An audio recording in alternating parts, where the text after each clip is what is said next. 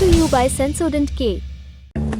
बस पैक नहीं है। SLS पैराफिन और दूध का करंट भी कौन? तो लाइफ का करंट ऑन? कुछ भी। तो ट्राई करके देख ले। सेंसोडेंट के टूथपेस्ट फॉर सेंसिटिव टीथ। आपको मालूम ही है, बजट सत्र का आज चौथा दिन था। लोकसभा की कार्रवाई सुबह 11 बजे शुरू हुई। प्रश्नकाल के बाद राष्ट्रपति के अभिभाषण पर चर्चा हुई। पहला नाम कन्नौज से सपा सांसद अखिलेश यादव। अखिलेश अपनी जगह से उठे और स्पीकर से आग्रह किया कि हमें महाकुंभ में मारे गए लोगों के लिए 2 मिनट का मौन रखना चाहिए। स्पीकर ओम बिरला ने उन्हें टोका और फिर संसद में हंगामा शुरू हो गया। सीनियर लीडर है अध्यक्ष महोदय, ये अधिकार आपका है, कभी नहीं रही। ये मैंने विषय मेंशन करते हुए भरोसा है, इस विषय पर मौन कर दिया था, इसलिए अध्यक्ष का अधिकार है। हाँ, मैं वही अध्यक्ष महोदय, ये जो बात मैं शुरू कर रहा हूं, जहां मैंने मौन 2 मिनट के लिए श्रद्धांजलि की बात की है, ये अधिकार मेरा नहीं है अध्यक्ष महोदय, ये अधिकार आपका है। इसके बाद अखिलेश यादव ने उत्तर प्रदेश की योगी आदित्यनाथ सरकार पर निशाना साधा। महाकुंभ में कुप्रबंधन के आरोप लगाए। साथ ही कहा, वहां भगदड़ में मारे गए लोगों की असल संख्या छिपाई जा रही है। देश के परम अभिभावक होने के नाते हमारा आपसे अनुरोध है कि जहां सरकार बजट के आंकड़े लगातार दे रही है, और जब मैंने अभिभाषण पढ़ा अध्यक्ष महोदय, बहुत सारे आंकड़े सरकार ने दिए हैं। आंकड़े देने से पहले महाकुंभ में मरने वालों के आंकड़े भी दे दें। महाकुंभ की व्यवस्था के बारे में स्पष्टीकरण देने के लिए मेरी मांग है अध्यक्ष महोदय, सर्वदलीय बैठक बुलाई जानी चाहिए। सपा सांसद ने कुछ मांगे भी सामने रखी। कहा, महाकुंभ आपदा प्रबंधन खोया पाया केंद्र की जिम्मेदारी केंद्र को दी जाए। घायलों का इलाज, दवा, डॉक्टर, भोजन पानी का आंकड़ा संसद में पेश किया जाए।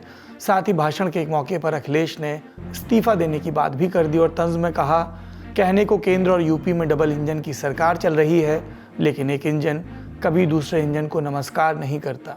ये बात सुनने में आई और सुनते रहे हम लोग कि सरकार ने 100 करोड़ लोगों के आने का इंतजाम किया है, और अगर 100 करोड़ अध्यक्ष महोदय, अगर ये बात गलत है तो मैं रिजाइन आपको देना चाहता हूं। अखिलेश के निशाने पर भाजपा के साथ साथ कांग्रेस भी रही। वजह जातीय जनगणना। अखिलेश यादव बोले, आज कांग्रेस जातीय जनगणना के पक्ष में है, पहले वे भी इसके खिलाफ थे। एक समय था जब कांग्रेस पार्टी उस पक्ष में नहीं थी, और अध्यक्ष महोदय मैं बड़ी जिम्मेदारी के साथ कहना चाहता हूं, अगर उसी समय कांग्रेस पार्टी भी पक्ष में होती तो आज हमें आपके सामने खड़ा नहीं होना पता, मांगना नहीं पड़ता जातीय गणना। लेकिन अध्यक्ष महोदय, मैं अपने कांग्रेस पार्टी के साथियों से भी कहना चाहूंगा, हम आपके साथी हैं, और इस मुद्दे पे तो हम आपके साथ और आपके आगे भी चल करके आपका साथ दे देंगे। सपा सुप्रीमो के बाद बारी आई पूर्णिया से निर्दलीय सांसद पप्पू यादव की। उन्होंने भी महाकुंभ की भगदड़ का जिक्र किया और सरकार के साथ साथ बागेश्वर धाम वाले धीरेन्द्र कृष्ण शास्त्री को निशाने पर लिया। मैं एक बाबा का नाम नहीं लूंगा, लेकिन कोट करता हूं। उन्होंने कहा कि जो जो लोग मरे हैं वो मोक्ष चलेगा। तो मैं चाहता हूं कि लगभग बाबा और नागा, और जो नेता वहां जाते हैं और जो बड़े पैसे वाला, उनको भी डुबकी लगा के मर जाना चाहिए, ताकि इन लोगों का कल्याण हो जाए, ये मोक्ष पे चल जाए। भैया, महाकुंभ राज्यसभा की कार्रवाइयों के भी केंद्र में रहा। 11 बजे जब कार्रवाई शुरू हुई तो सांसदों ने सभापति जगदीप धनखड़ को स्थगन का प्रस्ताव दिया। उपराष्ट्रपति, जो कि राज्यसभा के पदेन सभापति होते हैं, उन्होंने इस प्रस्ताव को खारिज कर दिया। फिर सभापति के पास महाकुंभ भगदड़ पर चर्चा का प्रस्ताव आया, उसे भी खारिज कर दिया। इसके बाद क्या हुआ, जो बताएंगे वो समझिए, लेकिन उसकी पृष्ठभूमि पहले, और ये एक दिन पहले ही रच दी गई थी, जब नेता प्रतिपक्ष और कांग्रेस के सांसद मल्लिकार्जुन खड़गे ने महाकुंभ को आधार बनाकर सरकार पर निशाना साधा था। दिवंगत लोगों को श्रद्धांजलि देता हूं, जिन्होंने आज हजारों की संख्या में वहां पर अपनी जान दी है कुंभ मेला। ये देखो, इसीलिए बोला ये गलत है, ये मेरा अंदाज है। अगर ये सच नहीं है तो आप बताइए क्या सच है। जब आज चर्चा हुई तो आरजेडी सांसद मनोज झा ने भी महाकुंभ के आधार पर सरकार पर तीखे हमले किए। सर, मैं आंकड़ों में जाऊंगा ही नहीं, मैं कोविड के दौर का भी गवाह हूं सर। कितनी लाशें अनअटेंडेड चली गई सर।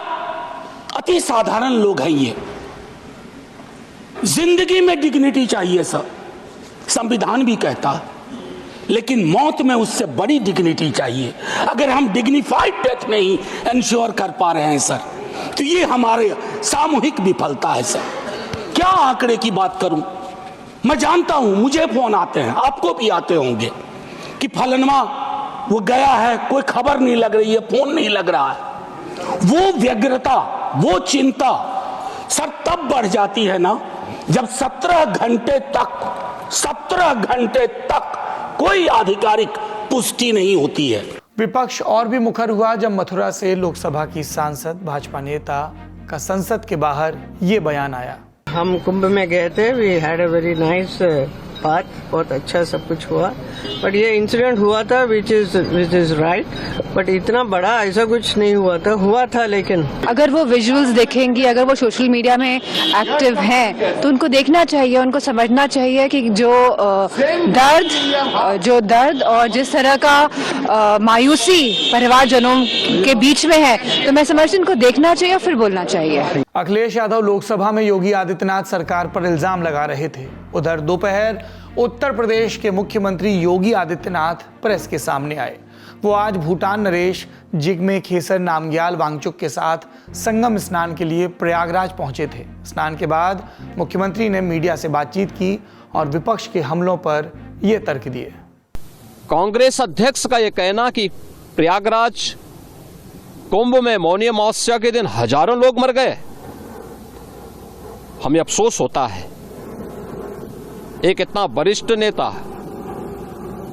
कांग्रेस देश की जो सबसे पुरानी पार्टी है, उसके अध्यक्ष से अपेक्षा की जाती है कि वो एक मर्यादित बयान देश की संसद में रखे। संसद में और क्या हुआ ये जानने के लिए आप संसदीय मामलों का हमारा शो संसद में आज जरूर देखें। लिंक आपको डिस्क्रिप्शन में मिल जाएगा।